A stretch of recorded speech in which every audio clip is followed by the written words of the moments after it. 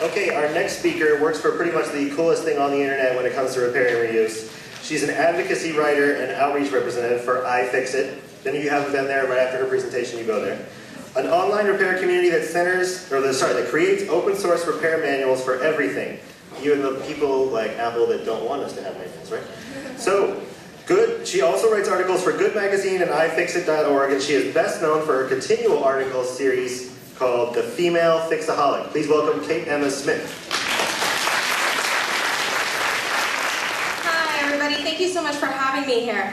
I work with iFixit, and if you don't know what that is, you will in about 8 minutes. My talk today is called Repair First, Recycle Later, how to repair the world one broken thing at a time. To start off with a little story, I bought my laptop about 5 years ago, and when I did that, I did what most people do. I cradled that thing like a firstborn child. It was going to connect me to my friends, my family. I could do work, school, everything on it, and for about 5 years, it has been attached to my hip. Well, recently, I accidentally spilled tea all over the trackpad, and it was horrible. And I had that gut-wrenching moment when I realized that this beautiful hardware that I'd had for so long was about to die. And without thinking, being a participant in the throwaway culture, I immediately came to terms with, well, I'll probably have to buy a new one. Well, the folks at iFixit did not let me do that in the least. I immediately was given a toolkit, opened it up, and within 10 minutes had cleaned it all out, and it was working perfectly fine. So, one of the things that I want to frame with that story is that we do make an incredible amount of e-waste, and I know everybody in the room knows that. On average, we make about 20 million tons of e-waste per year, and which obviously goes into landfills, goes into developing countries. And so what happens with that massive amount is that a lot of it we try to recycle, right? We're ethical people, we want to do good by the planet, socially and environmentally, but still only a very small percentage of all of that e-waste actually does get recycled, and in part because it's very difficult for recyclers to perhaps separate the components within a device. There's a lot of toxic chemicals in it. Recycling is really great and a fantastic alternative to throwing away, but it's not quite the solution. So what iFixit has done is we are the largest international open source repair manual for everything. Hefty title.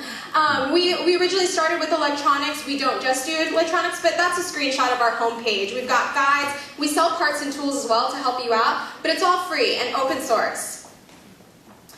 We have thousands ranging from cell phones, laptops, appliances, and even things to bikes, skateboards, luggage, and musical instruments. So our genres, our categories are expanding every single day. We've been really busy this year. So on top of iFixit.com, we've included an advocacy section called iFixit.org. We realized that there wasn't a really great resource for repair, reuse, everything in terms of e-waste, and just to inform the public about it. And even if there were resources for it, they weren't really put together in a way that was accessible or easily understood. So here's a screenshot of our front page. We've got articles, and obviously you can see the bottom, it creates jobs, it's sustainable, all of our reasons are up there. One of the pages is about recycling and how we do put a nod to it as being fighters in to combat throwaway culture. Again, it's not quite the answer that we think we should be working towards. We've also added a pledge page, which is really fun, launched at the very beginning of this year, kind of in the resolution mode. And it's just asking people to say, hey, I promise to repair, I'm going to sign up and put my name. As you can see, there's little green dots all over the place. This is a global movement, and we're seeing a major hunger for repair. I just checked right before it. It's 4487, so we got 10 in the last couple hours. So again, we don't just work with electronics and with electronics repair, although that is the seeds of our company. We also partner with some really great groups, one of them being Water International. For those of you who don't know, they're also located in San Luis Obispo, which iFixit is as well. And for the past 35 years, Water has provided 2.3 million people with clean, accessible water in points all over in 40 countries. And they're doing really fantastic things. They've worked with 19 water source and sanitation committees, 60 villages, 30 teachers, and 60 religious leaders. The results have been fantastic. Households, they've risen the accessible to safe water to 89%. Households with, I can't read, increased to 94. And then for hygiene, it also increased to 87. They're doing wonderful things. One of the problems, though, with water pumps is that a lot of well-intentioned organizations will go into a region that has little to no access to clean water, build a pump, and leave. Well, within several years, like all things, it will soon break. And they're not providing the resources for these communities to sustain those water pumps, to fix them when they need repairs. So sometimes these wells break, and over 50,000 water points are broken in rural Africa.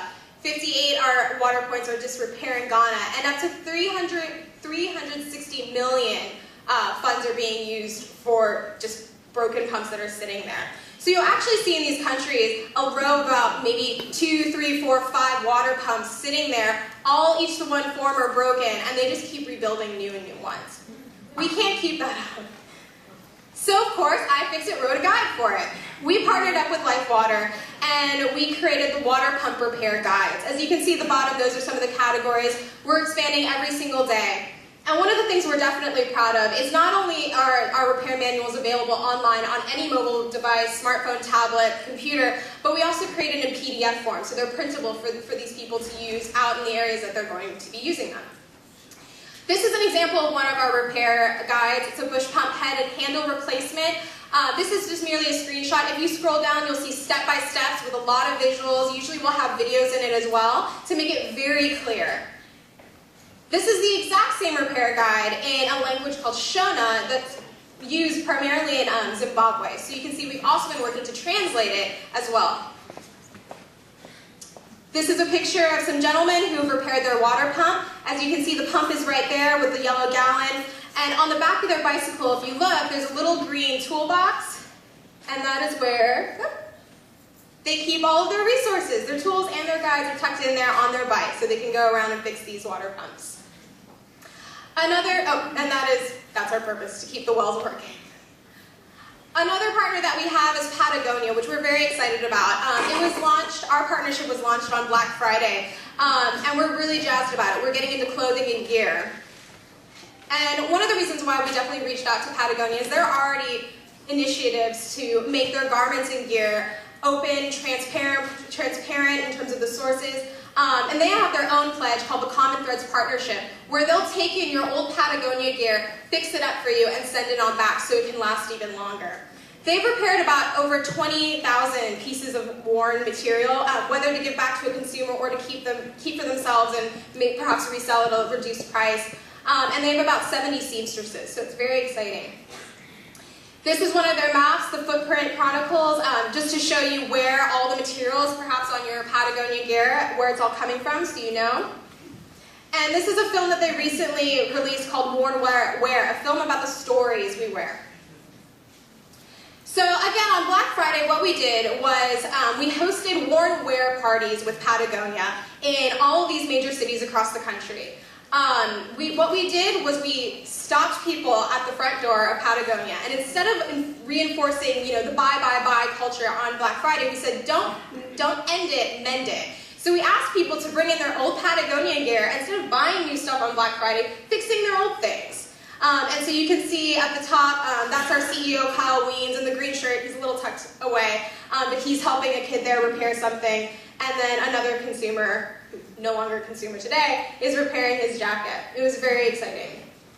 And of course, we made repair guides for it. Here's our Patagonia repair guide. Go, it's really fantastic. We've got everything from zippers, luggage, pants, and the like. And there's an example of one of the repair guides. And here's just a couple pictures of some great people who benefited from these programs.